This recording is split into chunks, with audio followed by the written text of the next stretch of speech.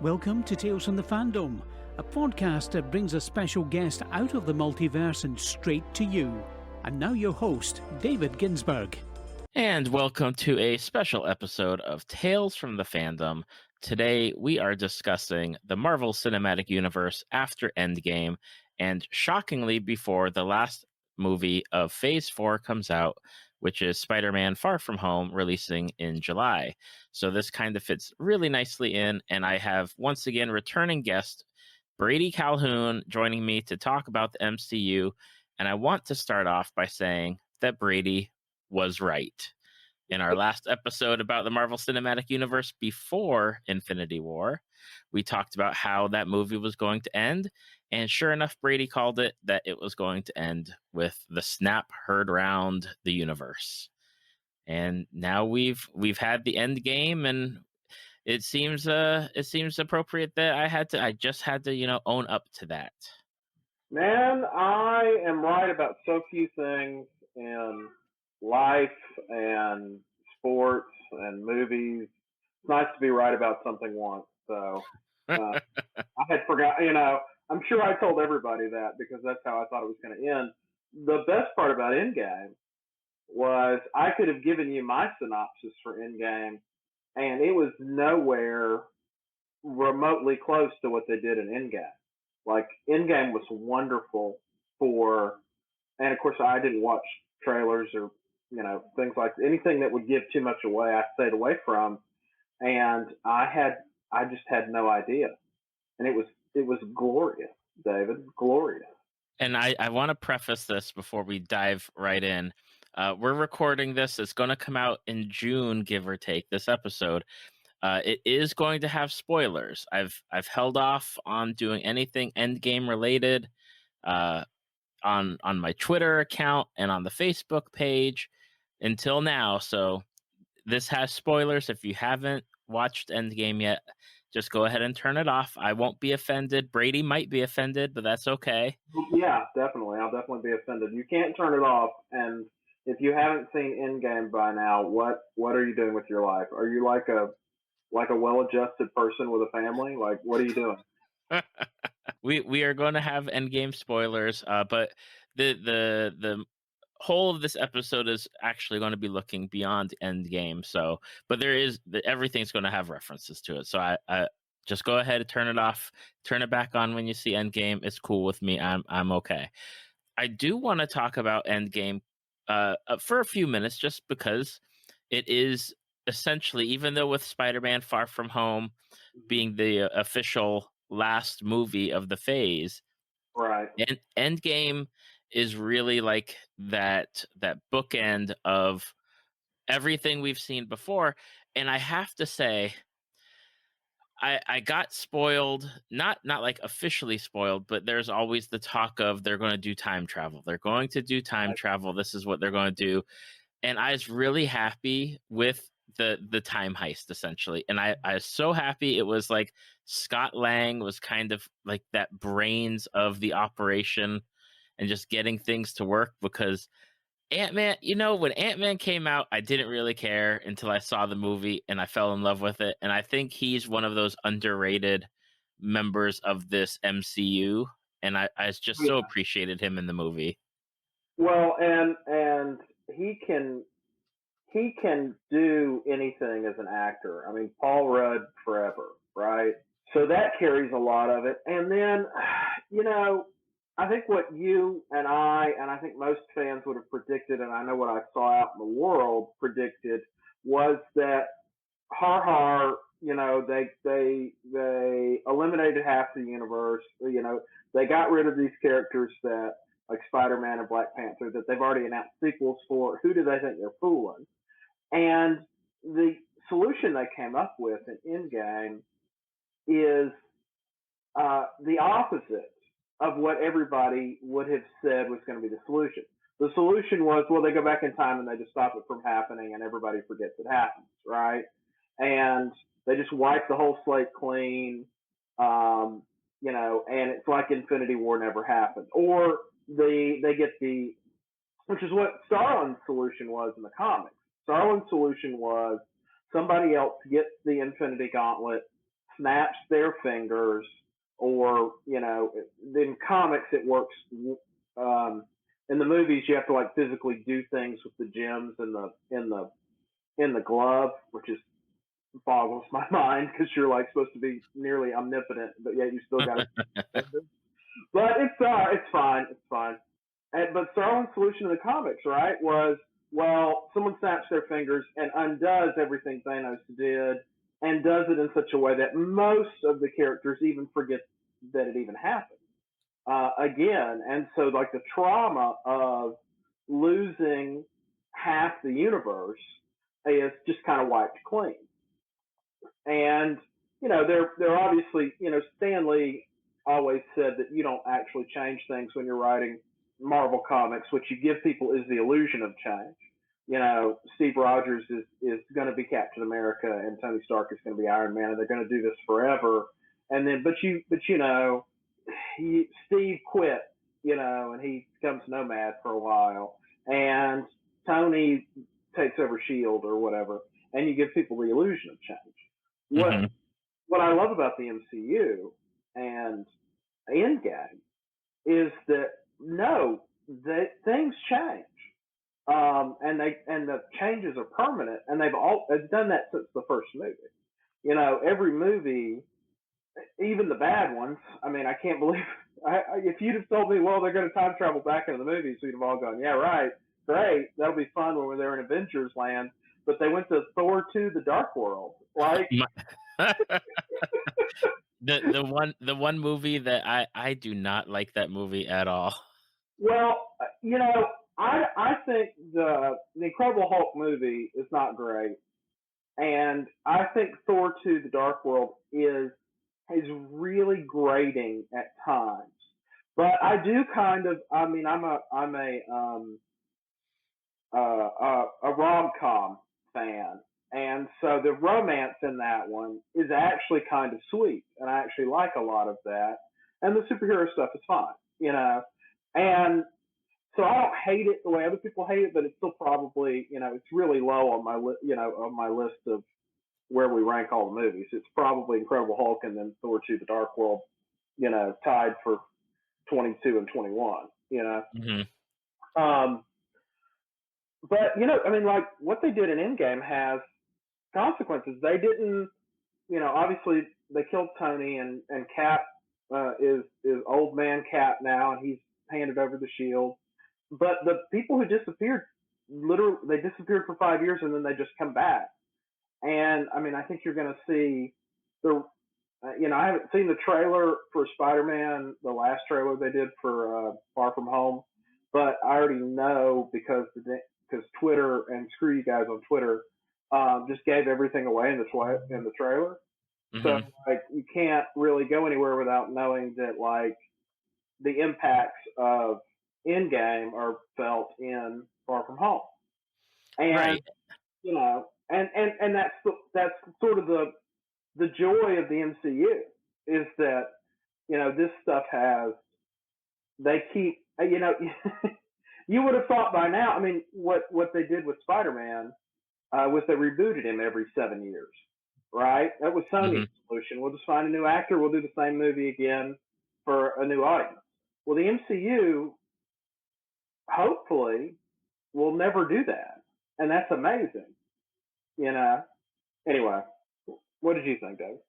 Well, I was going to say, especially with Spider-Man, when they had announced the Spider-Man Far From Home, and saying it's going to take place, it's going to come out after Endgame, and they made it the last of the phase, more so because I think Sony has control over that type of like the schedule and their release rather than the Marvel division or Disney, so to speak. But they said, oh, it's going to take place immediately after Endgame. And everyone's like, oh, as you said, they're going to just have everyone forget or wipe the slate clean or do it so that way it's kind of like a soft reboot of some sort. Like some people might not be there and some people will be there. But yeah, I've seen the trailer, and yes, Twitter and Facebook, and there's definitely been people I've had to unfollow for a time just to make sure I'm clear on certain things. But they are sticking true to that whole it's taking place after Endgame, and I'm really it's one of the topics of conversation I wrote down in my notes was they're advancing the timeline by 5 years, and Right. just what is that going to mean for movies in the future, because they're not taking place in like quote unquote our timeline at this point. They're taking place like in a future that we are not in that future yet, but we see that we would see the same things basically. Plus there's got to be a lot of readjustment for everyone that's coming back to the snap to some of these places look like they zombie apocalypse essentially.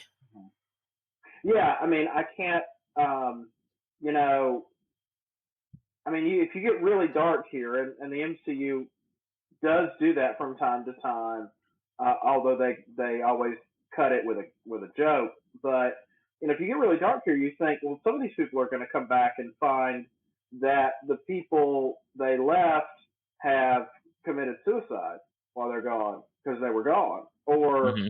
people they have left remarried. That is it's dark. If you think about it for too long, that these people were just gone for 5 years.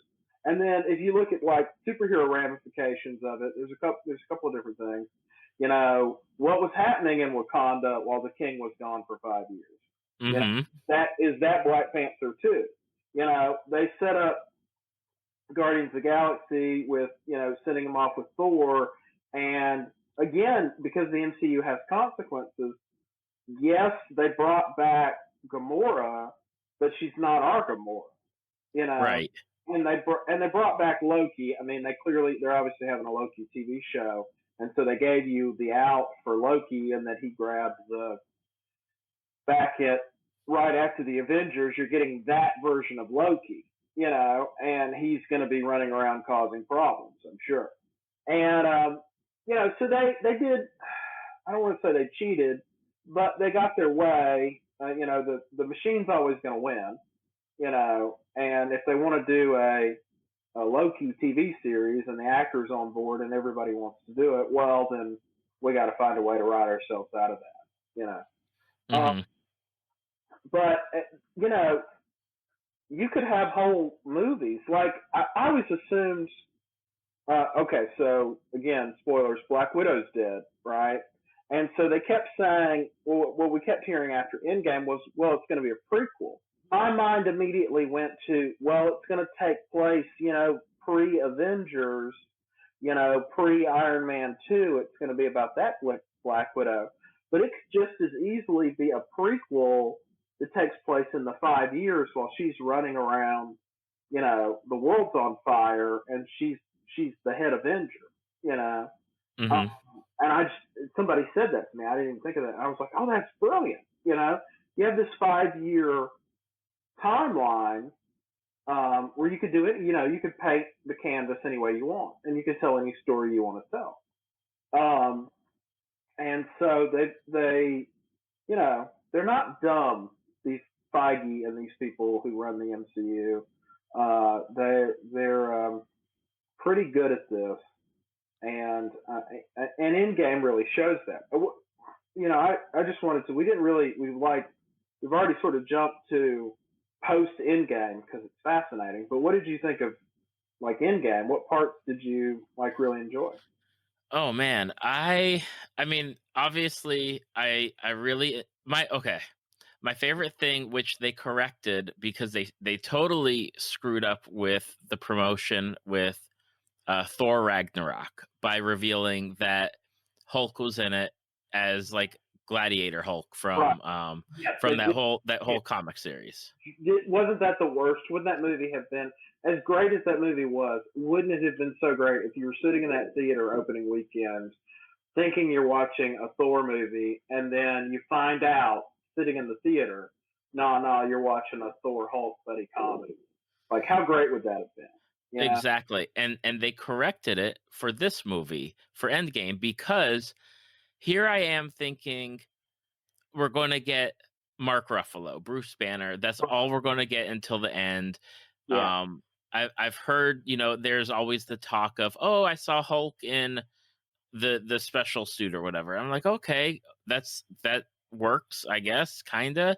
But the merging of Banner and Hulk throughout the entire movie was perfection. And I think between Hulk, between having Paul Rudd come back the way he did and just be like, oh, hey, like, I don't know what's going on, but here I am. And I think between Hulk, Ant-Man, and then I love Thor. Right. And I know that there's a lot of discussion online about Thor being overweight, being played for jokes, where and I get the sensitive topic of depression and you gain weight and then everyone's just like, oh, ha ha ha, Thor, you're fat, ha ha ha. But he's still at the end of the day, fat Thor is still doing everything that normal Thor does, and there's no issue. And I love seeing Asgard on Earth, because I really love that run of that series where I think Asgard was like in Oklahoma at the time. Yeah, exactly. All of that was brilliant. I guess what I would say, and I mean, I liked every bit of that. I grew up with Peter David's run of Incredible Hulk. He wrote it for 10 years, and and he built up to, we're going to merge all of the Hulk personalities into one Bruce Banner controlled Hulk. Okay, and that is my Hulk. And when I looked up on screen and they cut to Ruffalo and it, Professor Hulk or whatever, Smart Hulk, I literally couldn't stop saying, I'm so happy right now. Like, I felt bad for the people sitting next to me. But I was like, to see a little piece of my childhood up on the screen was really awesome. They handled it really well. He was that Bruce Banner Hulk from the comics. He didn't. They haven't yet, and I hope we get a movie where they do this. The thing about merging the Hulk's personalities is that there's still a rage monster in there. Mm-hmm. Now what you've done is you've given the rage monster like a super genius level intelligence to go with it, and that's bad. And so I hope we get somewhere to the point where Ruffalo Hulk gets furious, and the other Avengers are like, oh, we've got, this guy is smarter than us and he's stronger than us, and now we got real problems. I don't know that they'll do that, but that would be fun. I did see that. The thing about Fat Thor. Look, if I can speak for all the fat people, because I'm fat. All right, just I can lay it out there for you guys. It was fine. Just it made me laugh in the moment, and I didn't walk away going, I'm so sad. They made fun of fat people in the movie. Is there any group that you can make fun of? The answer is, I guess, no. But I just don't know where we go as a society if you can't make fun of anyone ever at any moment.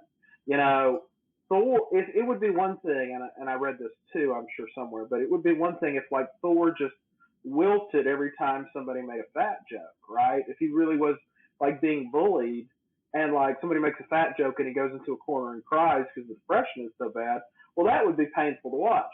But people make fat jokes, and then Thor's just sort of like, yeah, it's funny, and then and he's still Thor, and he's still at the end of the movie, kicking butt and taking names, and he's just now he's got a little more heft to him, and I loved that they didn't, again. When he picked up the hammer, I bet we all sort of thought, at least somewhere thought, well, he's going to pick up the hammer, he's going to hit himself with lightning, and he's going to be, young, attractive, thin Thor again.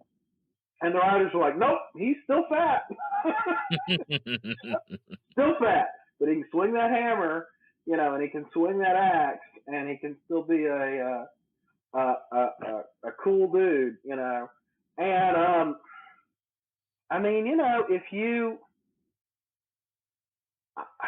I liked that arc with him where, and it really started in Ragnarok. He was terminally depressed in Ragnarok, and and then in Infinity War he was still that way. He was talking about, well, my mom's dead and my dad's dead and my brother's dead, and like Right. all these people are dead, and then he's going to get his vengeance on the guy who's responsible for some of it and kill that dude, and he kills him and it tastes like ashes, and I could absolutely see that guy, playing Fortnite for 5 years and crushing brewskis with his pals and going, well, I don't have any other responsibilities. I'm, going to hang out here where it's safe and warm, in my cocoon. Right.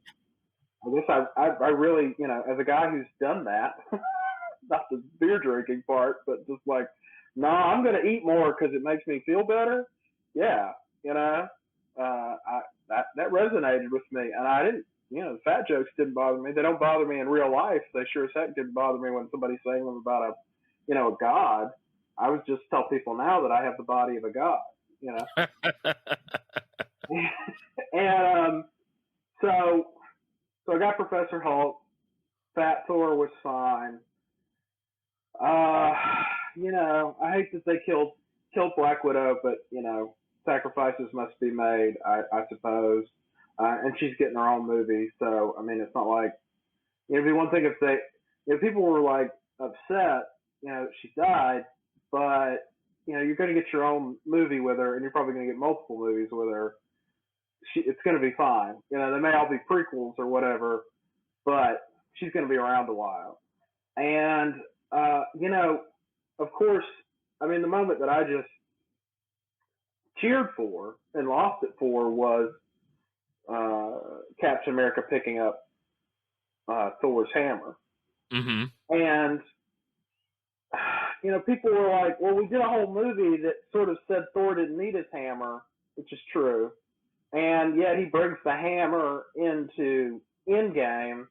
Like, he didn't. Why did he do that? Well, story-wise, he did it because he's regressed and he's depressed and he thinks he needs his hammer again. And the other reason is because it's just freaking cool when Captain America lifts that thing, right? Right. It's just awesome. I love that the explanation that Feige gives is that Steve could have picked up the hammer in Age of Ultron, where he moves it a little bit. Like, yeah. He could have done that, but he didn't because he didn't want to embarrass Thor. I mean, that's the best answer ever. That's why Steve's worthy of the hammer. Like, he could have done this thing, but he's just like, nah, Thor won't like it if I do that. Anyway. I do want to jump in on another moment, which I totally forgot, was I loved when Captain America was in the elevator with the rest of S.H.I.E.L.D., although they weren't S.H.I.E.L.D., and he's like, Hail Hydra. Oh, God. That moment got so many cheers and claps and people laughing about that. It was hilarious. Yeah. Now, my theater was the same way. People loved that. And, like, most of the people I talked to just loved this movie just unashamedly. And then some of the kids who are too cool for school have come in and gone, well, all it did was it was just fan service. And I want to smack those people and be like, yes, that's exactly what it was. It was fan service. I went to 22 movies. You owe me fan service. You know what I mean? You paid off, and fan service isn't the right word. Fan service is we do something the fans want, even though it's bad for the story. And I don't think they did that in really any case. What they did was they looked at 20 movies and they said, well, how do we pay off everything? And this was as close as you're going to get to somebody going, well, I got to pay off Tony's plot. I got to pay off Steve's plot. Or his arc. I got to pay off Wanda. I got to pay off Hawkeye. I got to pay off Incredible Hulk. I got to pay off Thor. And I have to tell a story that pays off each of them. And some of them, yes. I mean, Tony and Steve are just going to get more screen time because they're Tony and Steve, and also because they're leaving the scene. So, I think, and I've said this to people over and over, but I think if you left this movie unhappy, the problem's with you. The problem isn't with the movie. You got to look at yourself and go, this was a fun movie, and if I liked any of the other MCU movies or most of them, then I should have liked this thing. What's wrong with me? Because this is great, and I don't think you can argue that this wasn't a great movie. Or you can't argue this wasn't a great MCU movie. You may argue that this wasn't like a great Alfred Hitchcock movie, or a great movie that stands on its own, because it doesn't. I know someone who went and had not seen any Marvel movies and apparently went and saw Endgame. And I was like, what are you doing? And she was like, no, I went home and all my friends were going to see Endgame, so I went with them and saw Endgame. It was good. I was like, how could you, what? Just, what are you doing? But I guess these people exist, Yeah. One of the things that you had sent over to me that you had mentioned was you noted that the movies were like seasons of television. Yeah. And that's one of the things that, like, critics who don't like the MCU, or critics who are concerned that the MCU and superhero movies are just taking over cinema, which they need to get over themselves. But one of the things they say is like it's a season of television, and my response to that has always been, yes, it is, and it's great. It's like wonderful. You walk into a movie theater, you see your pals again, and you get to hang out with them for 2.5 hours, or in this case 3 hours, and you find out what's going on with them, right? And you get like the experience of a billion, whatever the budget is of a movie, but you get the payoffs that you would get in television. Where in television they tell these sort of longer stories with that are more complex and deeper, and some of them at least, and you get to like they're just things that television can do really well that you can't do in what's nominally a 2-hour short story, right? And with the MCU, they're able to do both, or at least a little bit of both. And I mean, I guess you certainly can argue that Infinity War and Endgame are not movies that stand alone by themselves very well.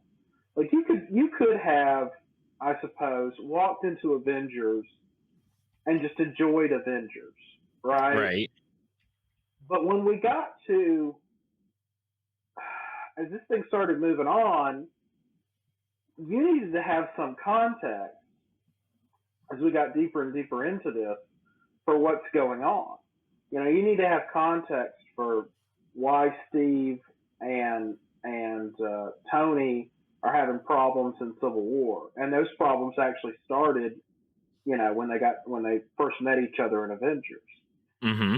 You need context for who are these Guardians of the Galaxy people when they show up in Infinity War, and it without having seen the other things, I think you can enjoy a lot of these, but you can't enjoy them in the same way that longtime fans enjoy them, and you're not meant to. It's not built that way.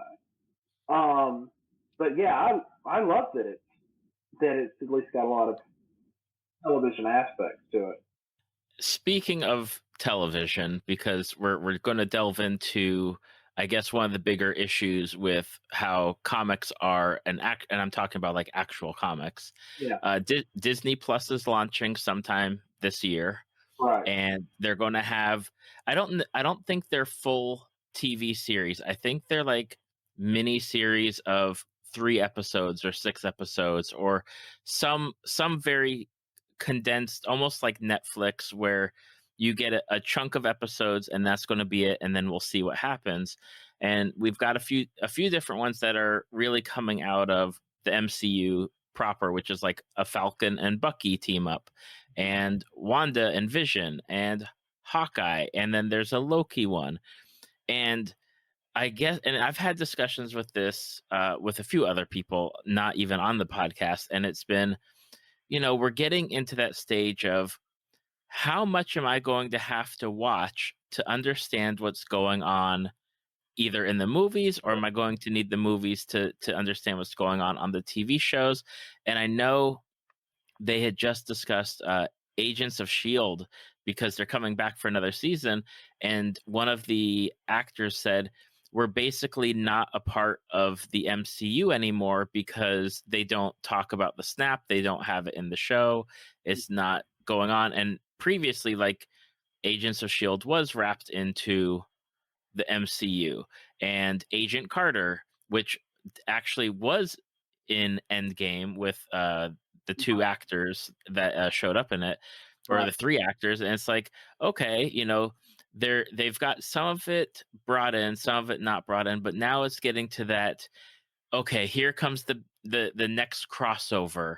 Yeah. How much am I going to have to go into it to understand what I'm going to see, like, next year or the year after? I'm going to have to watch these shows. It's getting to the point where it's like, 3 movies a year, that's doable. Sure. And you can sit down and watch the 22 movies before you hit like Endgame and Infinity War. But now you're adding in like hours and hours of TV shows too. Yeah. So that is the answer is, are the shows good? If the show's good, you're probably going to watch it. If the show's bad, you might give up on it.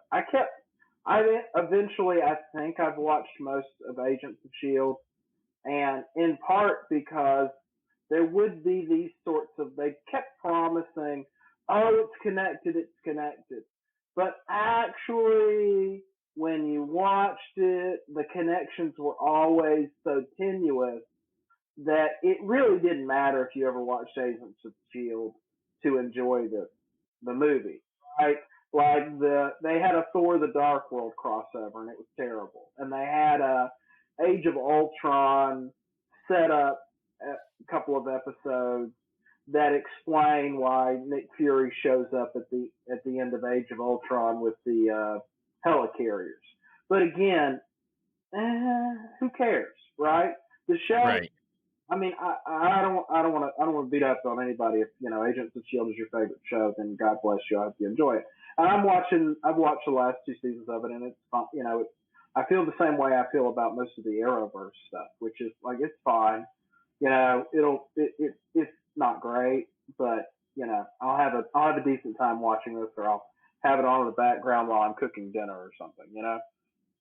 So the question becomes not whether or not these things are going to affect the MCU, or am I going to have to watch this thing to enjoy the movie? I think that you got to trust the storytellers in that you probably won't need to have seen this stuff to enjoy when you spend your $20 on the ticket and the food and the popcorn and you sit down, you're gonna you're gonna miss the reference maybe, or the in joke that other people are going to get, but you're not going to miss the whole movie. You're still going to be able to enjoy the movie. And I mean, you've made me think of like Grateful Dead fandom. Like, I enjoy the Grateful Dead, and I listen to live shows sometimes, and I go look at live music and that kind of stuff, because that's their thing, right? And they're like, oh, you listen to this thing, and maybe it connects to this other thing, and on and on and on. You can I guess what I'm saying is, you can go as deep as you want to in that fandom. If you enjoy this, you want all of it. So if the Disney Plus shows are good, and I think what I've heard is like 6 episodes a season or whatever. So they're not talking like you're making this 20 episode commitment like you're doing with Agents of Shield, right? 6 episodes, and if they're like really high quality, if they're like movie quality, I think everybody's gonna really enjoy them and be on board. And it won't, you can't compare like fandom to like clocking in at the steel mill. Like if you enjoy this thing, enjoy it and watch it. And if you don't, then stop watching it. Like I've ended up watching the Marvel Netflix shows, but I really I actually quit on Punisher season 2, and I'm up and down on Agents of Shield, like I said, and I never finished. I think I finished the first season of Peggy Carter and never finished the second season. And it didn't matter to me whether there was stuff in there that was connected, because I just wasn't enjoying the show. It's like, I'm not enjoying this. I'm not going to make myself sit through something I'm not enjoying. So we'll see. I think a lot of this doesn't get started until like 2022, and not 2022, but 2020. And we'll just have to see. Like I'm hyped for some of this. A cool Hawkeye show is a cool Hawkeye show. I don't care. You don't like Hawkeye, that's fine, but you feel bad when all his kids disappear. So maybe, but you love him a little bit. They made you feel a little bit for him. So maybe the show will be good. Falcon and Bucky, I'll enjoy the heck out of. WandaVision, I'm like, what are we doing? Like they killed Vision. So are we doing a prequel show, or are we doing something else? Or I'm my concern with the MCU is like there does have to be a level of diminishing returns, where can they really sustain stuff that's high quality. But the movies haven't let me down in 10 years. The shows have been hit or miss, but I don't think Feige was in control of the shows. No, I don't believe he was either. I think he is in control of these, and so that's a good sign. But we'll see. Well, you mentioned 2020, and I did pull up because Disney went ahead and announced like all of their Disney movies and Pixar movies and Star Wars movies and Marvel movies. And we do not have, after Sony's Sony Marvel Spider-Man Far From Home in July, we're actually without a Marvel movie until May of 2020. We're going to have 2 Marvel movies in 2020 and then 3 over 2021 and 2022. I did see that I was reading a article today that Feige had said that they have it planned out tentatively to like 2025 or 2026 as far as the moving parts. And I know that, I think he said it just recently as for that, because he did a Ask Me Anything on Reddit.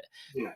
And you got to wonder now that they actually do have 20th Century Fox, and you've got the X-Men and Fantastic Four and some of the other characters that were probably along in there, if they're going to get slotted in at some point, or if they're going to stick with, hey, we've got what we've got. This is our slate for the next, couple of movies.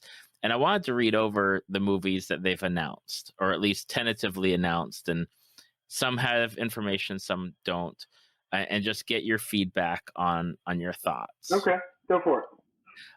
The first one, which is the one that we've probably talked about the most, is Black Widow's movie with a female director and Scarlett Johansson coming back to reprise the character. And that's the one that's most people are saying will be that lead-off movie in that May slot of next year. Right. So I know, and I think we've talked, about the Black Widow movie, but do you have anything else that you want to add on to that? No, I will agree with everybody that it is a shame that it took them this long to do the Black Widow movie. And whatever the sort of corporate holdup was to, we can't have a woman lead one of these movies. That was clearly stupid, and they left money on the table, and they left a pretty good actress hanging when they should have given her a movie in phase one, and so I'm glad that when we go down the slate, this is sort of really interesting.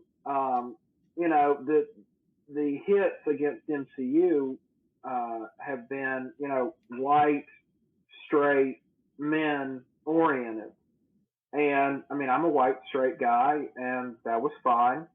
But there are other, superheroes aren't just for me.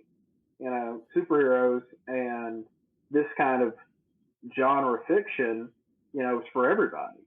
And so I'm excited that there's going to be a Black Widow movie. I like the Captain Marvel movie. So anyway, I just think I think it'll be a good movie, and I'm interested to see what they do with it. And but I haven't seen anything in terms of like, and I don't worry about like who the director is going to be or who's writing it, or I don't ever delve too deep because I don't want to know too much. I don't want to pull up the wrong article and accidentally read the whole plot to Black Widow like 2 years early. Mm-hmm. So I'm sure it'll be good. Okay, the next one that I'm going to read is probably one of the two bigger surprises when they announced it, and I was like, "What?" And I almost get they're trying to go into these characters that maybe some people aren't aware of, Yeah. but Shang Chi is a phase what 4? Is that how you pronounce that? By the way, I was going with Shang Chi. I have my whole life pronounced that Shang Chi, but I'm sure that's wrong because it's Chi is the actual thing, right? The whatever the mystical whatever. Yeah, and that's what I'm going with. And I do want to say, just as Black Widow, Black Widow's being directed by a female director, Shang-Chi is being directed by an Asian director. So, and when you delve into comics, just like the rest of society, what you'll find is that they had the same problems with racism and sexism that society did at whatever time they were created. So some of them are racist and sexist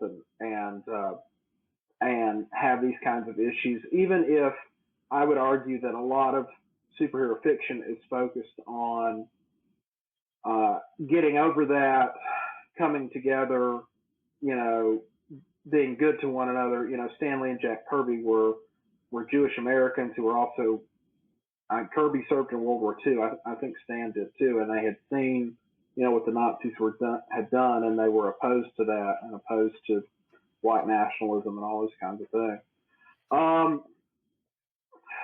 That was it. It is, there is sort of unfortunately, I think the success of Black Panther surprised the folks running, just like the success of Wonder Woman surprised some of the folks running who decide where the money's spent. I wouldn't say Feige, but whoever else in, the Mouseverse who decides where the money gets spent. I think they got caught off guard. And then I think they went back and they went to Feige or whoever and they said, oh my goodness. So there's like tons of money to be made if this is done the right way, like we did with Black Panther. And Feige's like, probably, if I had to guess, he's like, yeah, I've been telling you that for decades. And, so they looked around at what do we have, that we can do so. Well, we have Shang-Chi, and he's Asian, and we can get an Asian director and an Asian writer to do something with it. I don't have any, I don't own any, I bet I don't have a comic, and I'm looking at 2 bookshelves worth of comics, and I don't think I have one Shang-Chi comic on my shelf, okay?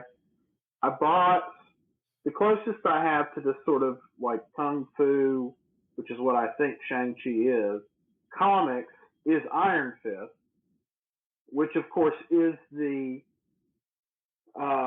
is what we did in the in the 60s and 70s and 80s when we thought something was cool, whether it's blaxploitation or kung fu or whatever. We found a white guy and we gave all the cool things to the white guy. So you get Danny Rand instead of Bruce Lee or Shang Chi or whatever. So I have Iron. I got to tell you, I got Iron Fist on my shelf, but I don't know anything about the character. Like literally, like I think I read somewhere that he's like the son or the grandson of like one of these really racist sort of villains, Yellow Peril villain. And I don't know. I don't have any idea.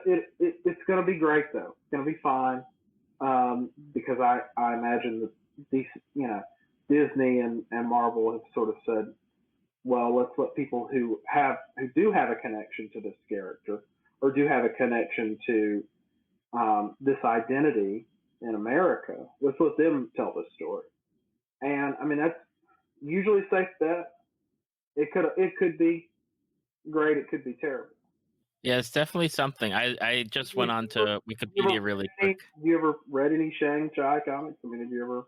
And that's why I just looked him up to see if I had come across him, and he was a member of the rebooted Heroes for Hire, when I think it's like Misty Knight and Colleen were running that show. Is like they were they were the leads of the series, and then I think it was during like the World War Hulk invasion time period.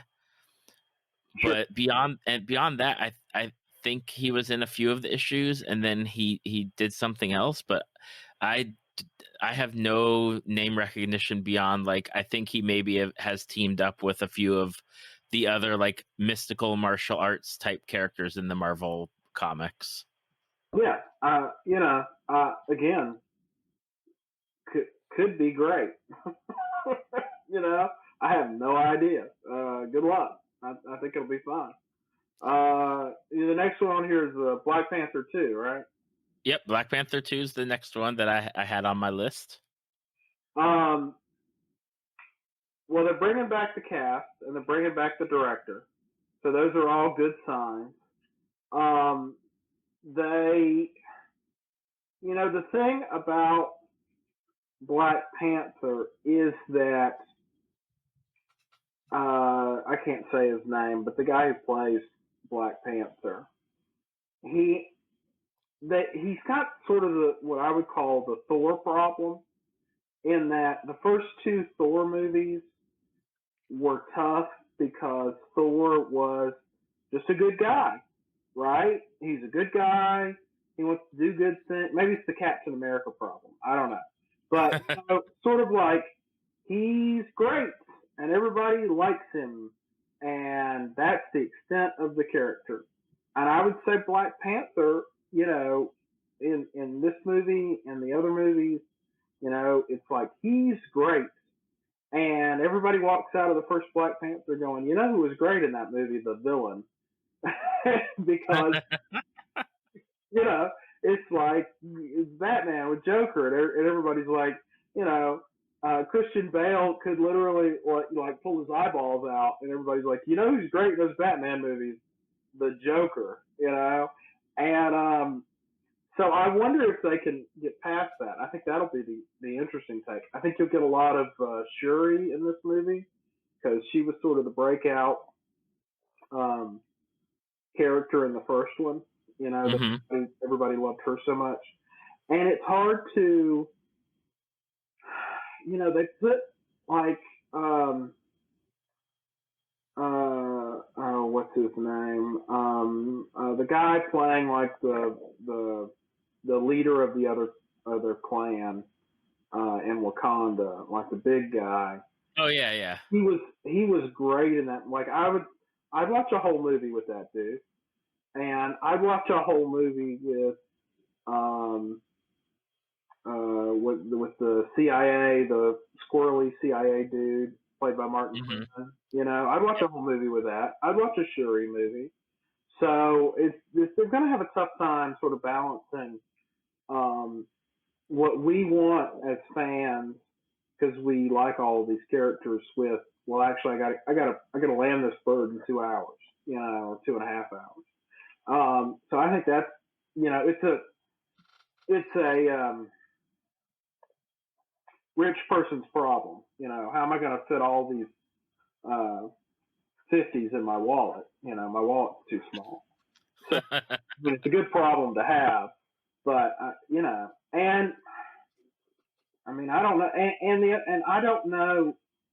Again, they took out two pretty solid Black Panther villains in the first movie. So where do they go? And I hear rumblings about Namor, which would be, I think, wonderful.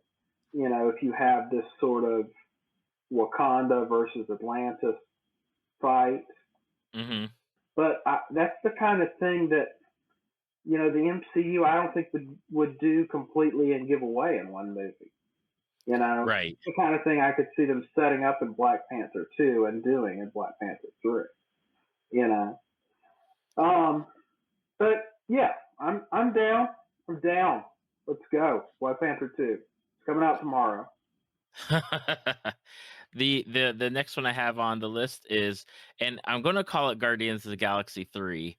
Yeah. I really want to call it As Guardians of the Galaxy, but I haven't heard if Hemsworth is going to, if he's going to continue as Thor. Yeah, I don't know. I don't know if he signed up. Obviously the movie opens with Star-Lord going, God, sure I'm glad we left Thor on that planet back there. He sure was annoying. And that's that's what you get. I mean, if the actor doesn't sign the contract, the actor doesn't sign the contract. This was the movie that I spent far too much time worrying about. Like, I shouldn't worry about $1 billion company or $1 billion, $1 trillion company, whatever Disney is at this point. I should never stay up nights worrying about, if the movie's going to be any good, because it's just a movie. But when they fired James Gunn, I had an existential crisis. Oh my God, this guy landed two great Guardians of the Galaxy movies, and who would have ever thought that those movies would be, remotely anywhere close to good, much close to the great movies they are. And then he gets fired, and I mean, I was depressed, which I shouldn't be, over something this silly, but I am who I am, and this is my jam, the MCU is my thing. And, and so finding out whatever it was a month ago that, well, okay, James said all the right things and he apologized, and Disney came to, I think, recognize that they were being trolled by jerks on the internet who really didn't care anything about what James had said. They just didn't like James's political views. And, so they hired him back, and we're getting for better or worse. And I don't think James is perfect. I think Guardians of the Galaxy 2 had some real problems.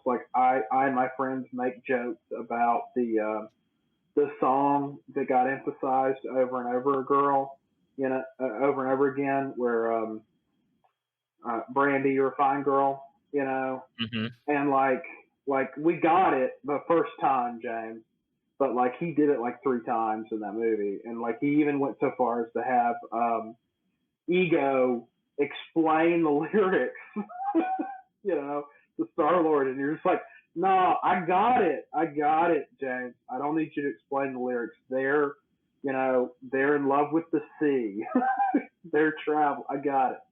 So it's not perfect, but it deserves to be his movie, for better or worse.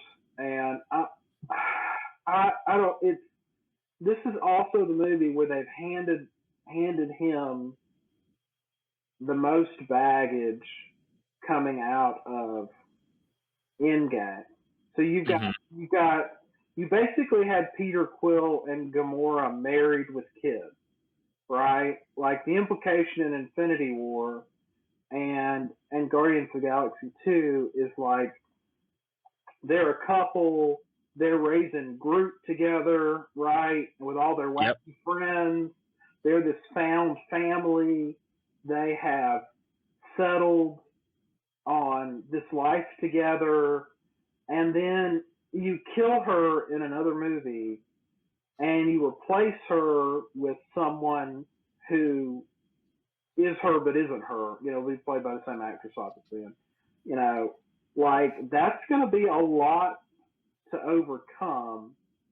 And I'm fascinated to know how he's going to do it, and I'm fascinated to know if he James said whatever like years ago that he'd written scripts, and of course the scripts were written for Infinity War and Endgame years ago, so he knew what he was getting into with the third one, and so I hope it will be fine. But I'm a little I was happy with that little family that we had at the end of Guardians of the Galaxy 2, and now that they're broken up, and so I guess I'm concerned that the movie will be Guardians of the Galaxy 3: The Search for Gamora.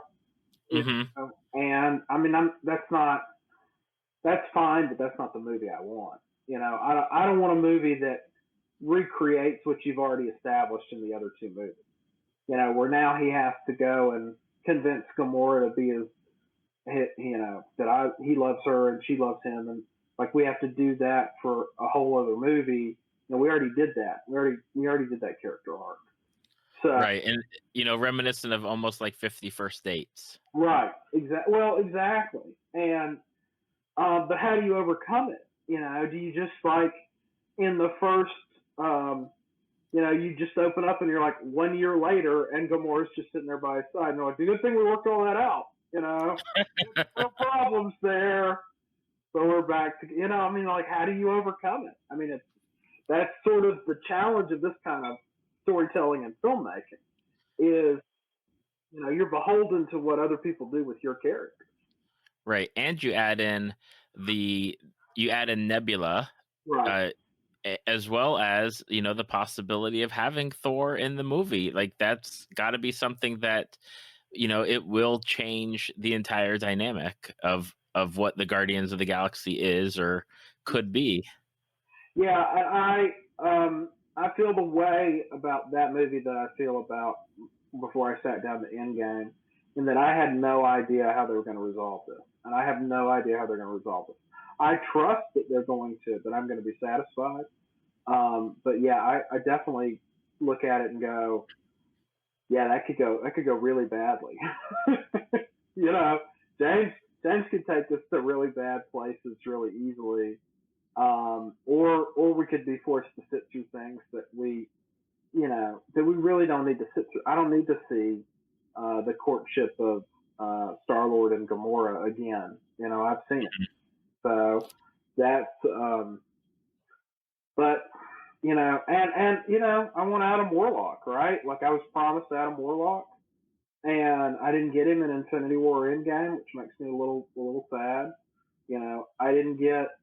I got that moment in Endgame. Speaking of Endgame, there's a moment in the comics where Doctor Strange, actually I think it's Adam Warlock, turns to the Silver Surfer and does that now thing that Doctor Strange does to Iron Man, where he's like, now this is the moment, go get the Infinity Gauntlet, save the world, and he does that with Silver Surfer.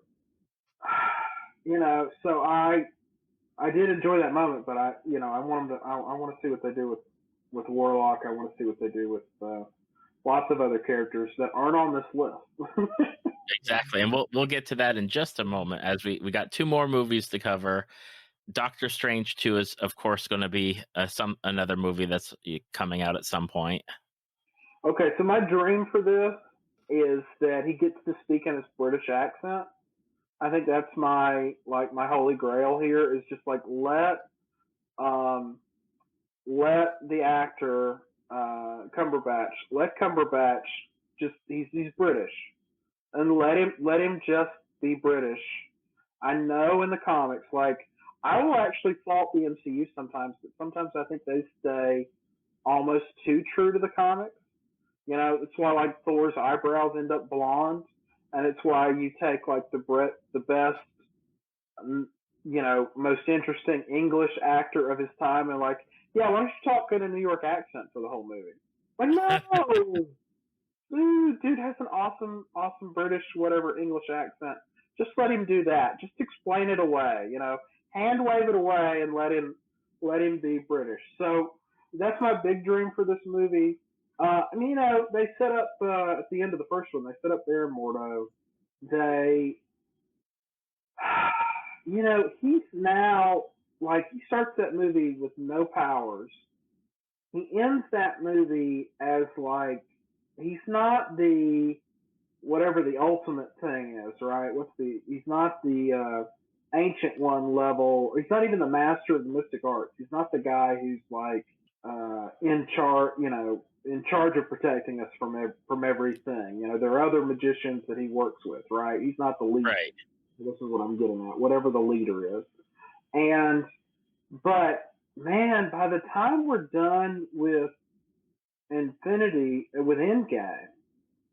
like they're opening up giant wormholes and whole armies are running through them. And like I guess I want to see him be more mystical. Because they did it. They turned it into like a kung fu movie, the first one, where a lot of the magic stuff was based on like kung fu things because they wanted to have people hitting people. And I mean, you got to do what you got to do. Your audience is your audience, but that Doctor Strange is not someone who punches somebody. And if we can get as far away from like Doctor Strange punching people as possible, and still tell a cool Doctor Strange story, I think that would be great. But the thing about Doctor Strange is that I know they had to make a movie, but he almost, to me, he works as like he did in Infinity War and Endgame. He works as this secondary character who helps out the main character, and because he's a wizard, he's too powerful, but of course we're getting into like really at a really high level of power in a lot of these. Captain Marvel is probably too powerful, right? Like she's blowing up whole spaceships in the middle of flying through them and whatnot. But they've made it work so far. I actually think the first Doctor Strange is pretty low on my list of like all of the MCU. I just don't think it. I think it was fine, but I don't have it like it's not like Guardians or some of the others that I can just watch anytime. So. And one of the things I wanted to mention or bring up with relation to Doctor Strange, and it ties into Alison Brie as Captain, or not Alison Brie, Brie Larson. Brie Larson as Captain Marvel and Sebastian Stan as Bucky, is that of like the people that I know of or that have signed contracts, I think they are the three that still Sebastian Stan, I think, contracted for 9 movies. Wow. It's between like 7 or 9 movies, and he's not even there yet. Then you have Benedict Cumberbatch. I thought he signed for a number of movies. He's done, if they're going to count Thor Ragnarok, then he's done 4 of probably like a 9 movie deal. And Brie Larson is the same thing. She has Captain Marvel. She has Endgame, and then she's got it. So it feels like are they going to be integrated? Are they going to have Sebastian Stan be like, okay, you know what, I've done this TV show for you, and I'm pretty good, and I don't need to come back to the movie side of things. It's going to be interesting to see where they go with some of these characters, and I'm going to go ahead and just jump to the last one because I've got a lot of other things I really want to talk about. But this is the last movie that I've heard announced, and I'm very confused because when they announced it, I had no clue what they were talking about. And it's the Eternals, and again, not something I'm familiar with at all. I think we're the wrong age. I think Kevin Feige's Marvel is about 10 years older than us. I think his Marvel is all 70s Marvel, and ours is all 80s and 90s. So Hmm. all I know about the Eternals is, I mean, what you could read on Wikipedia. That it was some kind of Jack Kirby thing he did. I think it was a book that, like, he was unhappy. You know, Jack was often, not often, but later years, he didn't like. He felt like Stan was taking too much credit. He wanted to do his own thing, and so the Eternals was something I think they handed. You know, like Jack was like, I just want to do my own book and be left alone, and they're like, all right, and that's what he did. He did this thing called the Eternals. My assumption, having not read it, is that it's kind of like his, the same thing he does in the DC universe where he did the New God, where you have these sort of super powerful cosmic characters who are, fighting evil. I guess Angelina Jolie is signed on to this thing. And there was one other name that I thought was really interesting, and I can't remember who it was. But I was like, oh, that's because I don't, forgive me, I don't care anything about Angelina Jolie. But Keanu Reeves the rumor is that Keanu is maybe going to play the villain in the Eternals. And, Marvel has sort of, they built this thing brick by brick, which is why Endgame works and other things in popular culture haven't worked. The DCEU didn't work because they wanted to get to Endgame, with the third movie. And so now what they've built to and what they feel like they can do is they can do all these sort of set in space cosmic stories, right? And Guardians was a hit. Infinity War and Endgame weren't Guardians movies, but they were these cosmic movies. Captain Marvel started with all the cosmic stuff before it sort of got to ground level, and she ends up on Earth for most of the movie. But you got to figure Captain Marvel 2, when it happens, she's just going to be in space the whole movie, right? And dealing with space things. So they sort of are. I've called them since the first movie. This is my Star Wars, but this may literally be, Star Wars before it's over with. We may get to a point where they never go to Earth, and whole movies just take place out in the cosmos. Well, I guess in Guardians, neither one of those. There was like 2 scenes on Earth in both movies, and the rest of it is out in the cosmos. So I love them. It's funny because I was never a huge fan of cosmic Marvel. Like I think you were, David, but I probably never read more than like 10 issues of the Silver Surfer until the last. I read there was a great Dan Slott run of Silver Surfer. I read like all of those, 20 or 30 issues or whatever it was. Well, I'm going to jump in. I was more like Avengers and New Warriors and some of these other people, but I do want to say the Annihilation wave series that cemented my love for the celestial galaxy type stuff. Guardians of the Galaxy and Nova and Drax and Ronan the Accuser, and they're all teamed up because they got to stop Annihilus. Right. I love that. Yeah. See, I didn't read that. The closest I would say that I came to like reading the cosmic stuff is the Fantastic Four, and most of that is pretty grounded. And then every once in a while they dealt with like, cosmic. They dealt with Galactus, or they dealt with some other sort of cosmic villain. They ended up in the negative zone or what have you. I read, Jack Kirby. No, sorry.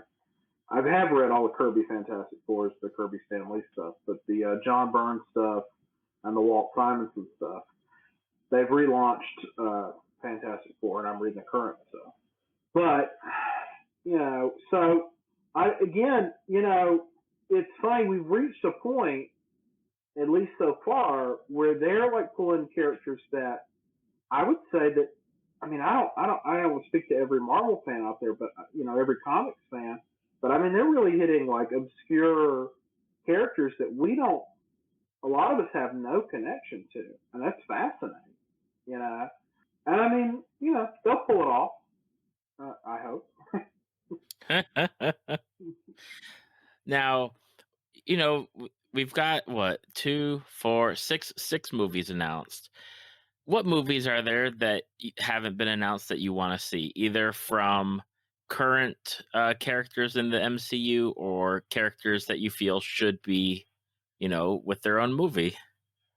Well, let me start with who I don't want to see.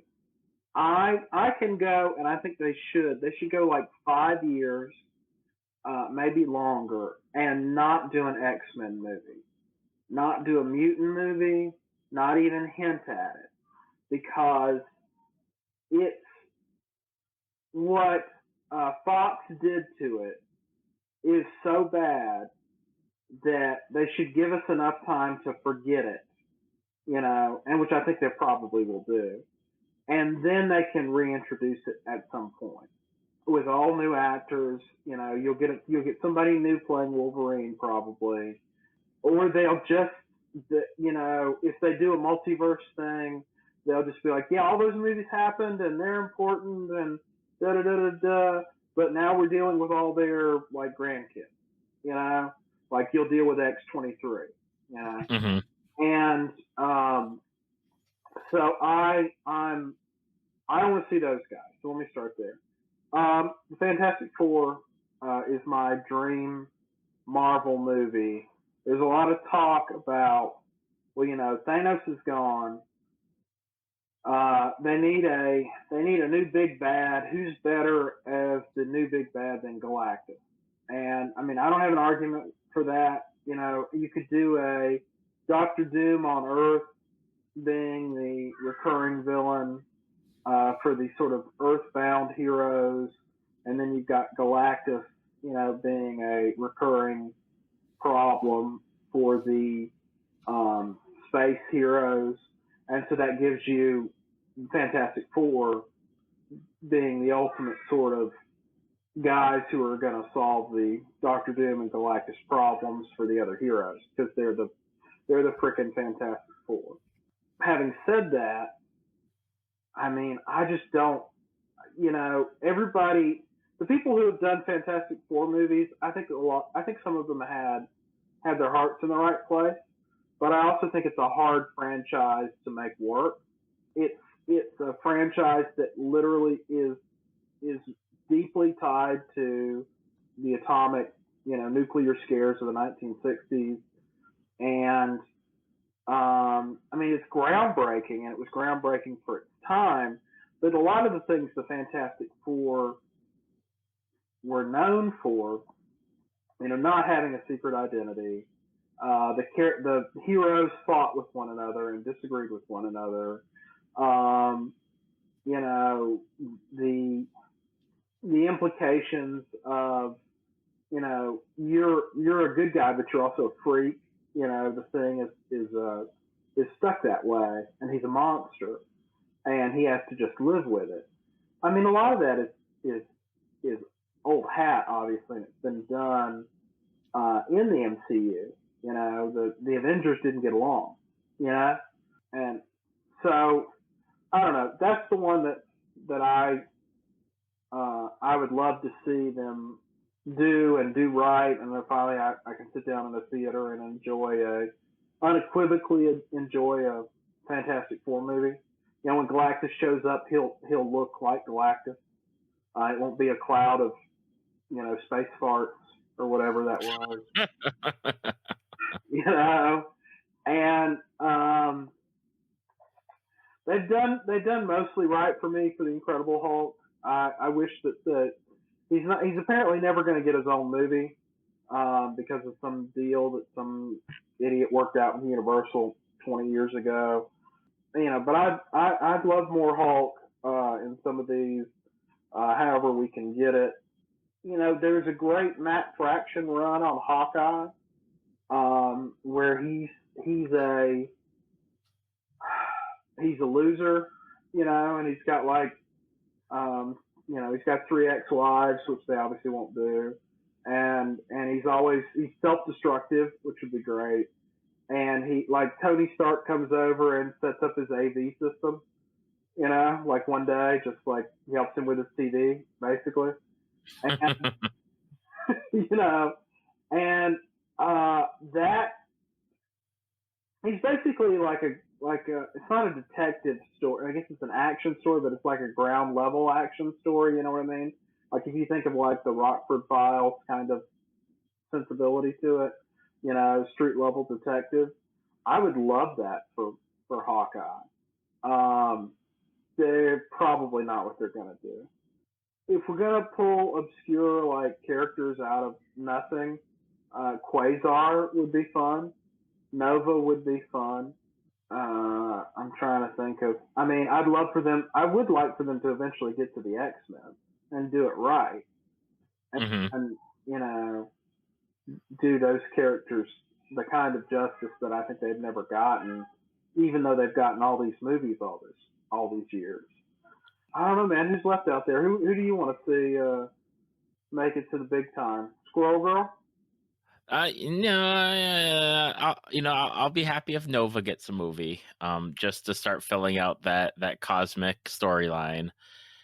I was thinking another Ant-Man movie would be good. I'm not sure where they would go with it, but if it involved Ant-Man and Hulk hanging out together, Yeah, that'd be a lot that of fun. that would be okay. I'd be fine with that because Shuri's back, but you still have Scott Lang.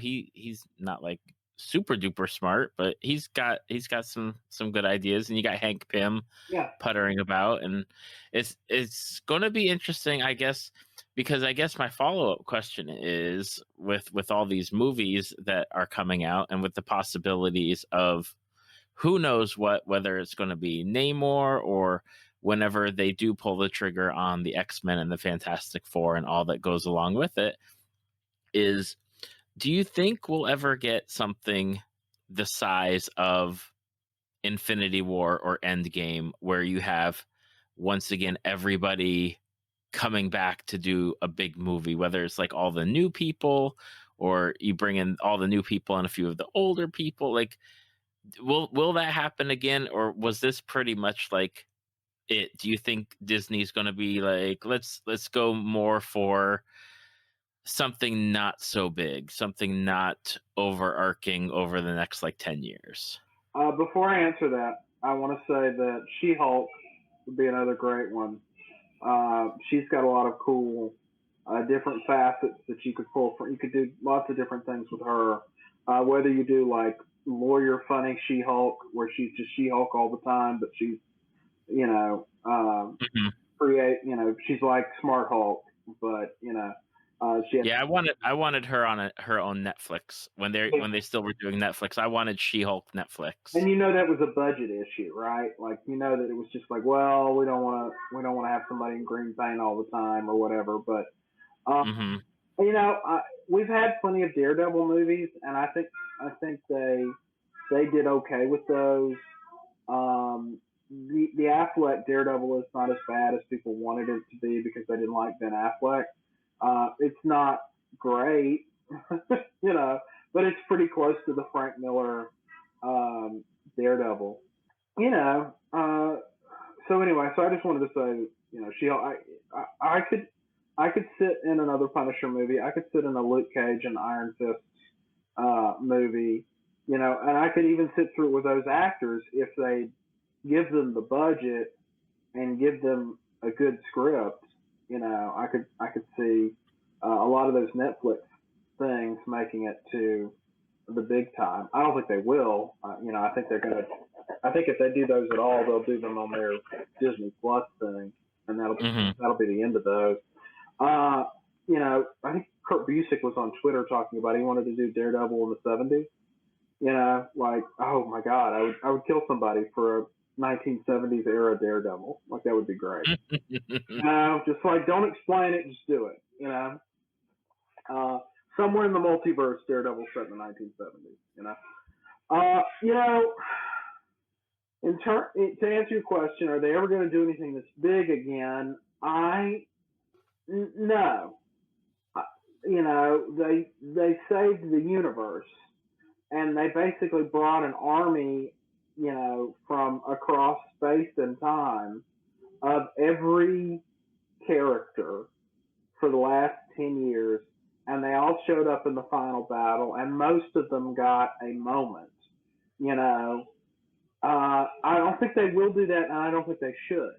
Endgame is Endgame, and you shouldn't try and recreate it just because we hit 10 years. I think they'll have giant battles, and they'll face cosmic foes, and the whole universe will be at stake. But in terms of, are we going to give you every single character showing up and doing a thing? Are we going to combine them all? I don't think I think it will. I think if they even try that again, it'll be on the back end of this next 10-year period, and even then, I could see it not being what you think, what we're thinking of. Right. It'll be, it'll be the Fantastic Four and some of the cosmic guys, and that'll be the extent of it. Or it'll be, some of the Avengers and, Doctor Strange again, something like that. Mm-hmm. It won't be every franchise participate in this thing. We got to work them all in. And I think I think they shouldn't. Like I said, I think that's a bad plan.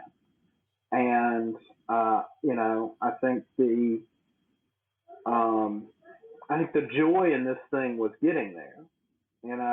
Like when you walked out of Avengers, you probably did the same thing I did. You were like, Avengers 2 is going to be awesome. Thanos is going to show up, right?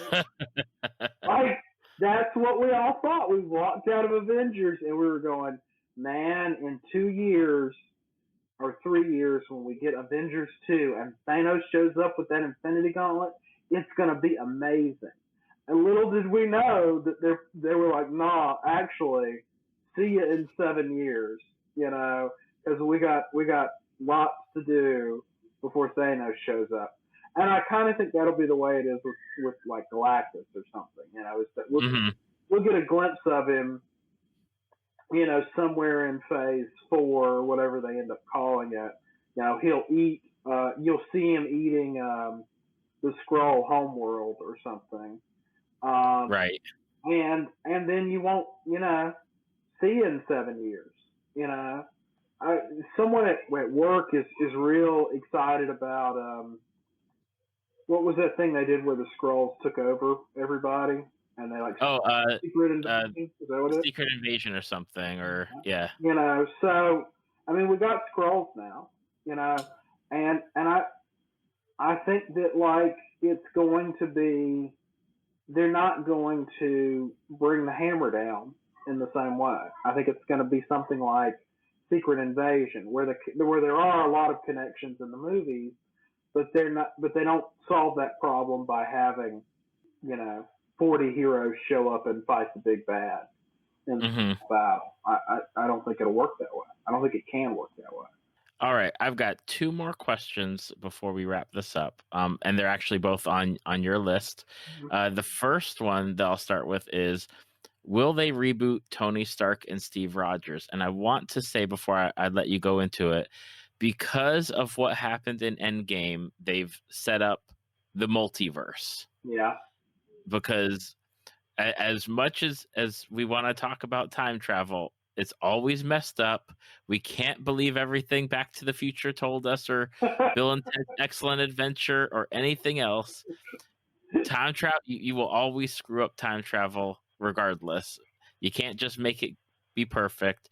And Loki and the space cube, or the mind cube, whatever it was, Mind Stone, he got it and disappeared. And so you've got that facet.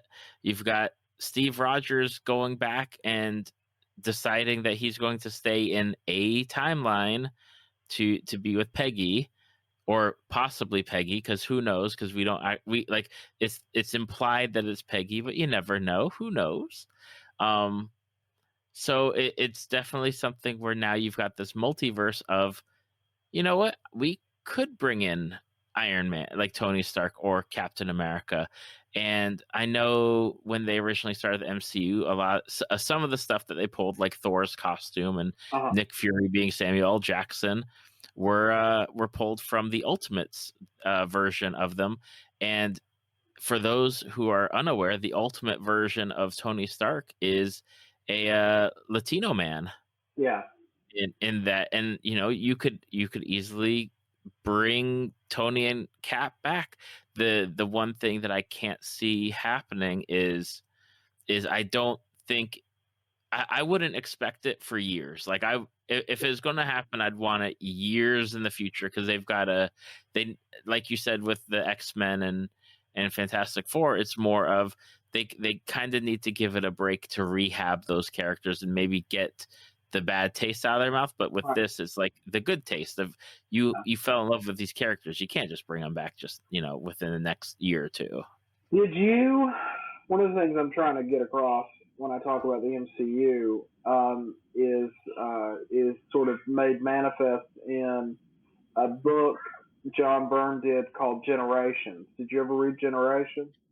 I don't believe so. Okay, so what John does in that book is he takes Superman and Batman and eventually all the DC superheroes, and he treats them like there's real time. Okay, so Superman and Batman do debut in the 1930s, and then you skip ahead 10 years, and they're older, and now he's got Robin with him, and Robin's a teenager, and Superman's got the super family or whatever, and then they skip ahead another 10 years to the 1950s, and he's way older, and society's changed and they've changed with it, and now one of the Robins has died, and it goes on and on. It goes all the way through 2010, and eventually I think he did 3 of them, and I didn't read the third one. But the characters, what you get instead of what you get in comics, which is they stay the same. You get older and they stay the same age. Batman's always going to be 30, right? And Right. Spider-Man's always going to be 25 or 30 or whatever. And instead, there's actually a great book on the stands right now called it's a Spider-Man book, and I can't remember the title, but Life Story, Spider-Man Life Story, and it's done the exact same way. In that the first one's set in the 1960s, and then we move forward to the 1970s, and 10 years has passed, and Peter Parker's older, and the cast, people around him have died or changed or whatever. And so what we've gotten in the first 10 years with the MCU is, things have moved forward. Time has moved on. They've gotten older. People have died. And now we've gotten to the point where even what I would consider to be, the main characters have died. Black Widow has died. Tony has died. Cap is not dead, but he's old and he's passed the mantle down. And so now what you should get is the next 10 years of Falcon being Cap, and you get his story and what happens to him. And you get someone else will take up the mantle of Iron Man, Iron Woman, probably at this point. Someone else will fill out the Natasha role somehow. They won't, maybe not a Black Widow, but some other type of character that they maybe that's what Shang Chi is doing. And that's I'm because I'm such a comics fan, and we never get that in the comics. I'm in love with the MCU for the idea that we're going to get that. And the idea that they're going to relaunch Steve Rogers or Tony Stark fills me with dread.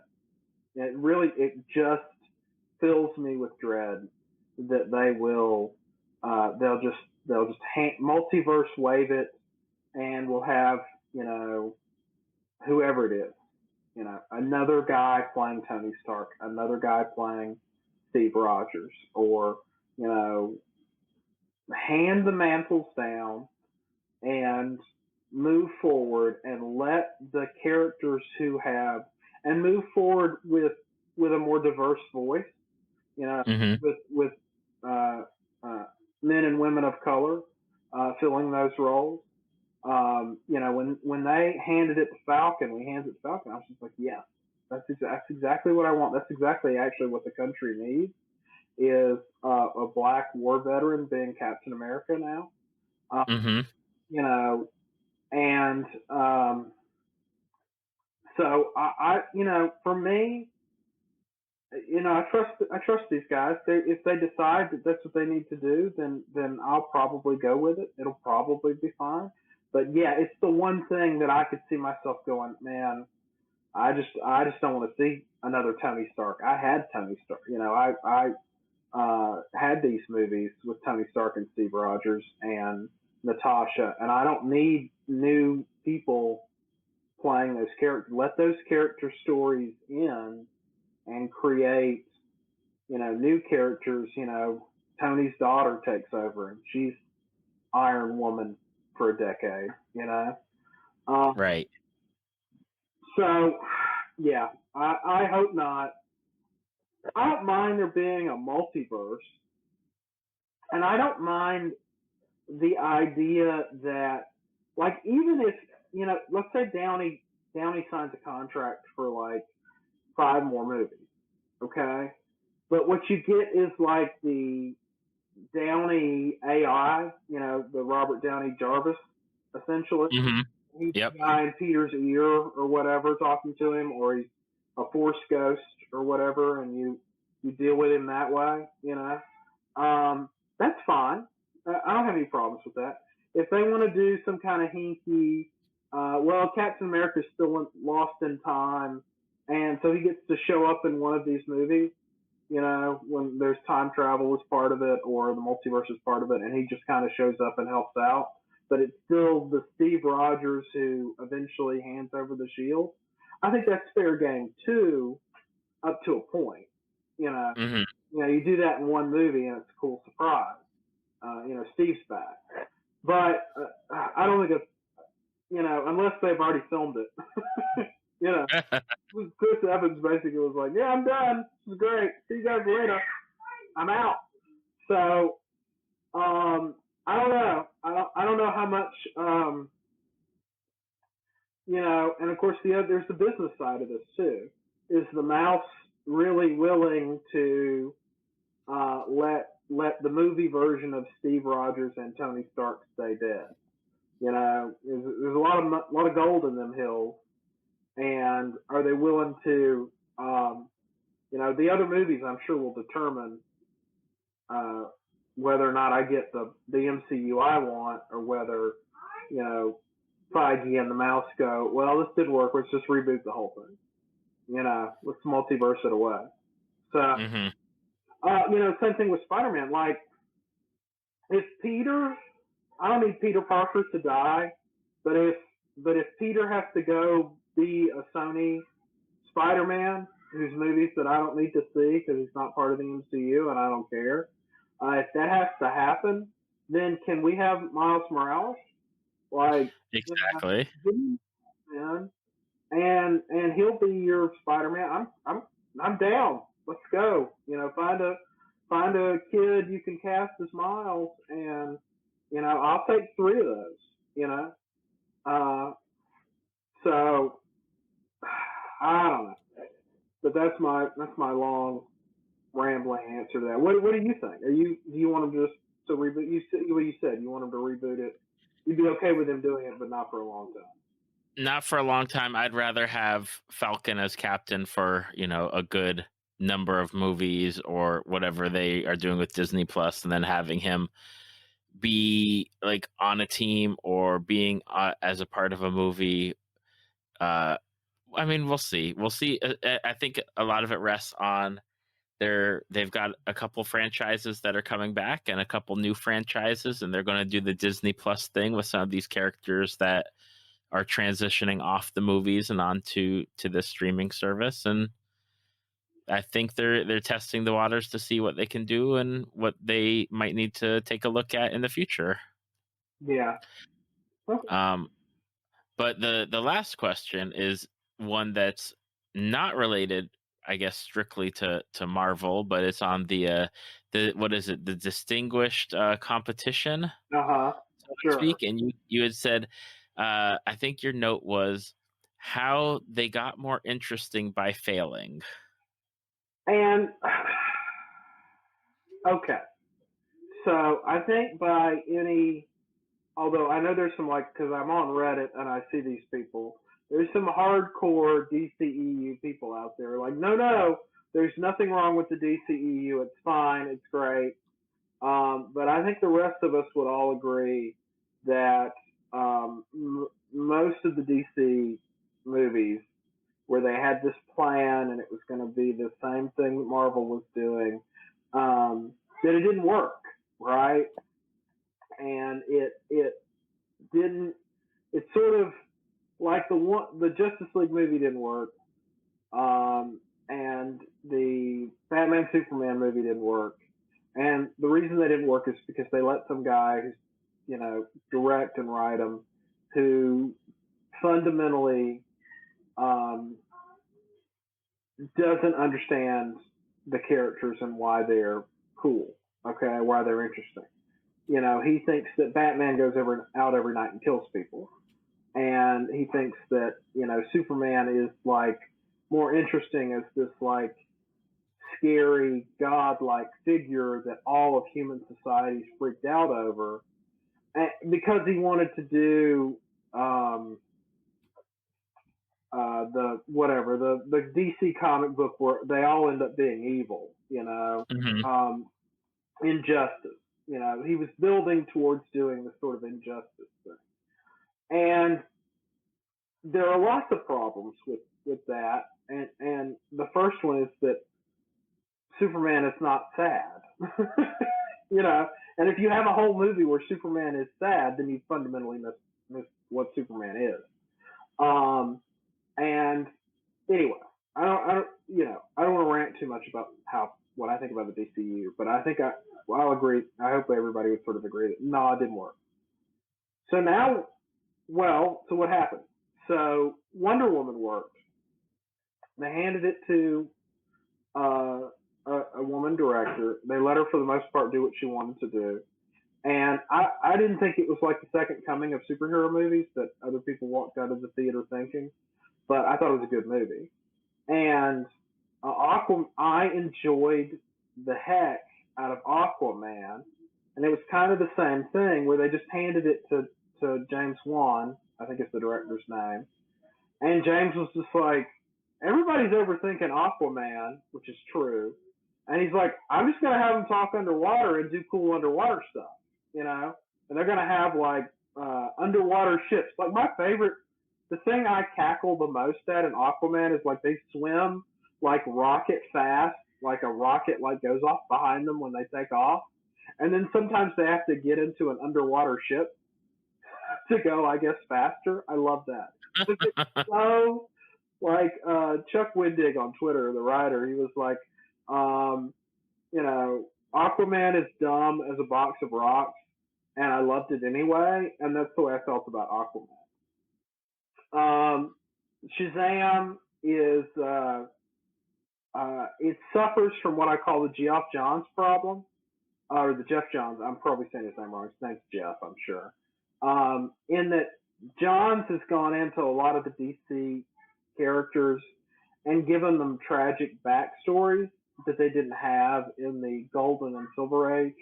And so, like, he's added, like, the thing that they dealt with in the Flash TV show, I think, is a Jeff Johns creation, in that the Reverse Flash goes back in time and kills his mom, and his dad ends up in prison, and he's sad, and Shazam actually had a lot of, like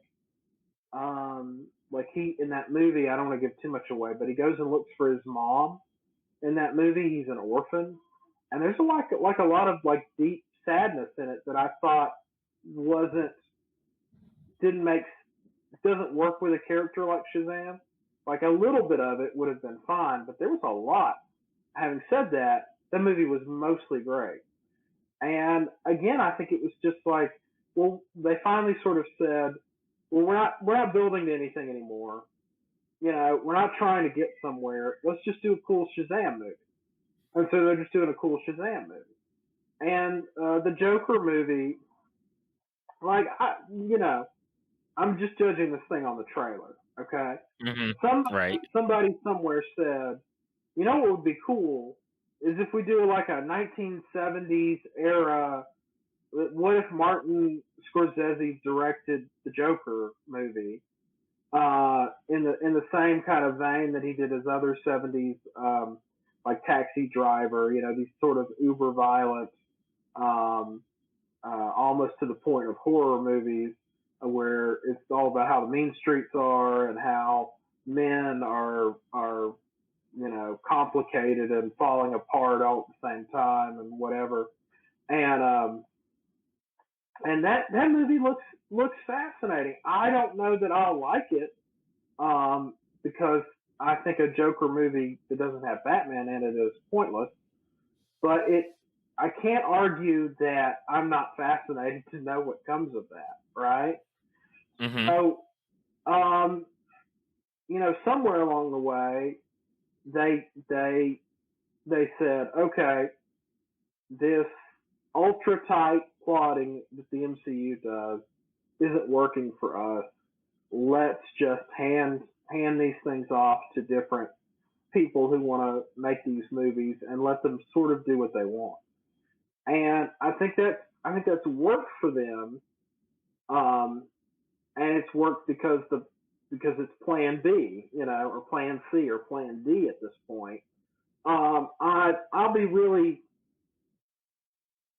I would love for the DCEU to succeed in a way that it hasn't so far. I mean, I'd love to get 10 years down the road and for the DC movie universe to have an Endgame level movie, where we're all like cheering for 2.5 hours because they built up for 10 years and they did it the right way and everything was earned and the stuff that happened was paid off. I don't think that's going to happen. And I'm a little bummed about that aspect of it, that like, oh, this could have been, if they had, if they'd handed it to Joss Whedon, and if they'd handed it to, if they'd set him down and they set the woman who did Wonder Woman down, the director, and they said, they found 2 or 3 other people and they said, you guys actually seem to like the characters. The characters and you interpret them in the same way the fans interpret them. Now let's build, 5 years worth of movies. I think they would have been a lot better off. But still, who knows? Who knows what the heck these people will announce? Will they announce a Robin movie? Or I don't know. I mean, they literally, they have tons of the question. They can go anywhere, and they can do anything, and they're not tied to any sort of plan, and so that sort of makes it fascinating. Well, I will say, and you might not know this yet, but as we're recording on May 16th, they just announced that Robert Pattinson from Twilight is going to be the new Batman. Sure. Give it a shot. Can he be... okay, here's the thing. Can he actually play Batman? And not... Like, the guy I watched in the Christopher Nolan movies was interesting, but that wasn't Batman. Like, that was like, what if Batman took place in this ultra-realistic world where he really couldn't do a lot of Batman things.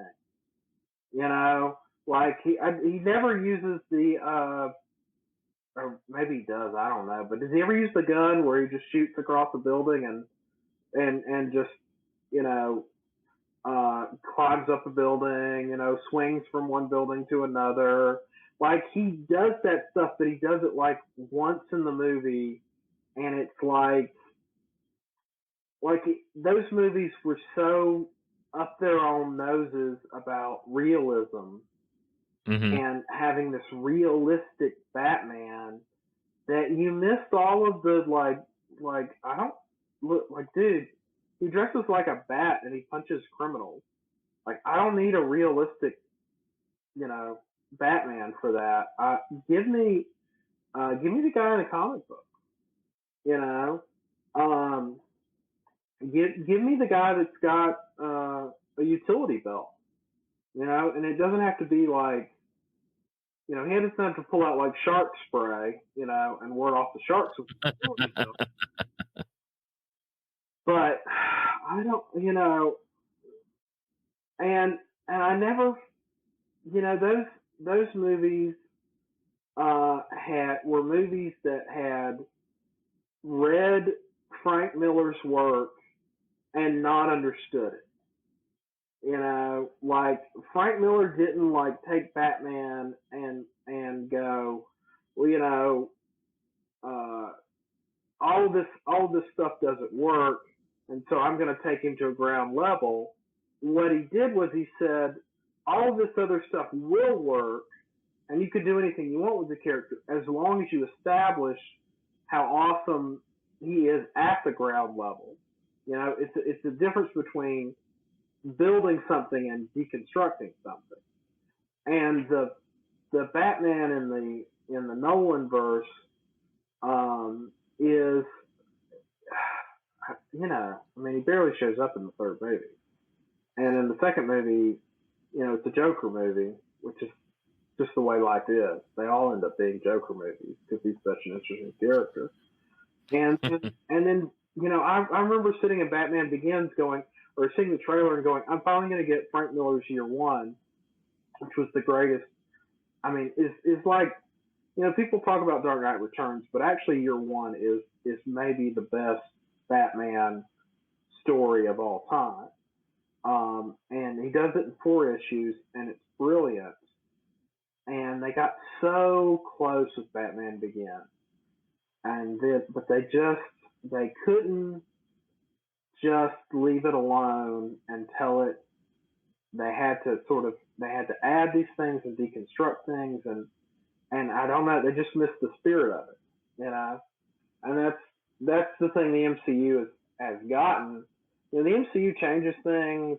They do things differently. They take ultimate versions of the characters. Like, I never read any of the Ultimates. Like, I don't care anything about that version of the MCU. But when you sat down and you looked up at the screen and you got the movie, you got a clear vision of Captain America and Iron Man and Thor and the Incredible Hulk and Black Widow, and you know, you got the character. You felt like even if they had changed things from the comic, they had gotten the essence of the characters right. And so that's the thing that, like, I wish. And I mean, you know, how many movies have I directed? You know, 0.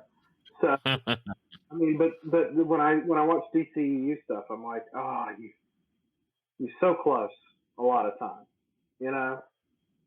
But Aquaman worked, Shazam worked, Wonder Woman worked. So hopefully, you know, they got James Gunn to do Suicide Squad 2. You know, who knows? It could all.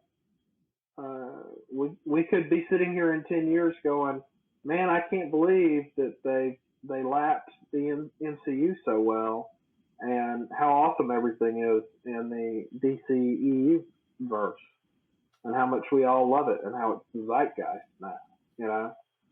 And people are painting, you know, Superman on their houses, you know, in mourning or whatever. I don't know. It's definitely something, and we've got plenty of time because before all the MCU stuff happened, we were living in a world of middling comic book movies at times. Oh man, don't bring me back to the dark days, dude. Like you remember, right? Like you'd go to a superhero movie and you're excited, and then you sit down and the movie you get has Tommy Lee Jones in it for some reason, pretending to be Two-Face and clearly upset that he's there, but he took the paycheck anyway. And like Batman has a credit card and nipples. Like what? What were we doing? And Ang Lee's Incredible Hulk. Like people talk about that movie like it was good, and I just like, did you guys see the movie I saw? Because it was not no. Like Ang Lee is a brilliant man and a brilliant director, but that was not a good movie. And Right. yeah, I mean, uh, all hail Feige, I suppose. That dude made it work, and everybody sort of had to up their game. The X-Men movies like X2 was like good. Like we all walked out of X2 going, "This was great. We're gonna get more of these," and then they just like completely like, "Oh well, actually, here's this horrible stink bomb of X-Men 3. Hope you like it." Because we didn't want to make it, but you guys keep giving us money, so we guess we'll make another one of these. I think the thing that's changed, I hope, is that the people who are making superhero movies want to make superhero movies. They're not people who like, well, I want to make my magnum opus, romantic comedy from the 1800s, or I want to do like Lincoln returns and fights vampires, but nobody will let me. All they're making a superhero movies this year, so I guess I'll make a superhero movie. Like if that's your attitude, don't I mean, I hate to tell anyone to leave money or food on the table, but don't do it. If you don't want to do it, don't do it. Exactly.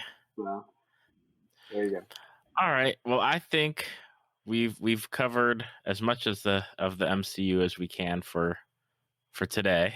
But before we go, what do you have going on? Is there anything happening on your personal level as far as like websites or books or anything that you'd love to promote for people that have made it to the end? I have you can find me on Twitter at Brady Calhoun. I talk about wrestling and movies and stuff. I have some books. You can find them on Amazon under my name. I've collaborated with some guys and gals for have we done 3? We've done some short story collections. Adventures in the Arcane. Yes, we did 3 of them. We were going to do a 4th one. I think we were pretty far along, at least in the planning stages. And then I don't know if you heard, David. Where I live in Panama City, Florida, we got hit by this massive hurricane. Many people don't know about it. It was called Hurricane Michael. So that kind of messed us up for a while. So I don't know what we're doing this year. I'm working on a novel. I write about werewolves and with magic and stuff, and it's fun. And hopefully, when I get something done, I'll come back and tell you all about it and tell people where they can buy it. Awesome. I'll make sure to have links to your Twitter as well as all of the books from the Syndicate, Adventures in the Arcane, Volume 1, Volume 2, and the Cthulhu edition, which I can't remember if that's if it's just Cthulhu edition. It's on my bookshelf somewhere next to me, but I can't just find it and reach it right now. Well, those things were a lot of fun, and I've heard from people who picked them up. They're pretty inexpensive, and everyone I've talked to has lied to me and told me they enjoyed them. So if you're out there listening right now, spend a few bucks on Amazon and try something new, and let us know what you think about it. Awesome. Well, thank you so much yet again for coming back and hanging out for, near almost 2 hours. If we'd gone another hour, we could have hit Endgame level. If we take 3 hours to talk about Endgame, I mean, that would be impressive, but I want to go to bed. So thank you, sir, for having me. Thank you for listening to Tales from the Fandom. Subscribe to us on iTunes or your podcast app of choice. Follow us on Facebook at www.facebook.com/talesfromthefandom to see photos, links, leave feedback, and check out upcoming guests. If you'd like to be a guest, email David at talesfromthefandom@gmail.com.